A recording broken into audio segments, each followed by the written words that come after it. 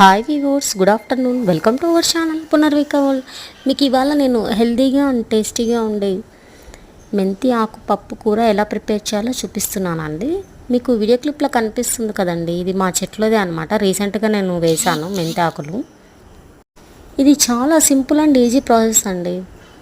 So నేను first మా చెట్లో మెంతాకులు తీసుకున్నానండి. నీట్గా వాష్ చేసాను 4-5 టైమ్స్. తర్వాత వాటర్లో కూడా తీసుకొని ఒక 4-5 టైమ్స్ వాష్ చేసుకోవాలండి. ఎందువల్ల అంటే మెంతాకులో ఎక్కువ ఇసుక ఉంటుందన్నమాట.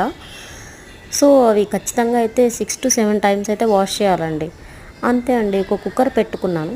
కుక్కర్లో కొంచెం పప్పు వేసుకున్నానండి. ఈ మెంతాకుల్ని అండ్ సన్నగా చాప్ చేసుకున్న ఆనియన్ ముక్కలు, టమాటా ముక్కలు అండ్ కొంచెం గ్లాసులో చింతపండు వేసేసానండి.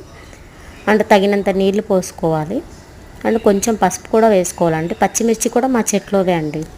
దించేసాక బాగా ఎనిపేసి పోపు వేసేయడమే అండి. వీడియో కనుక నచ్చినట్లయితే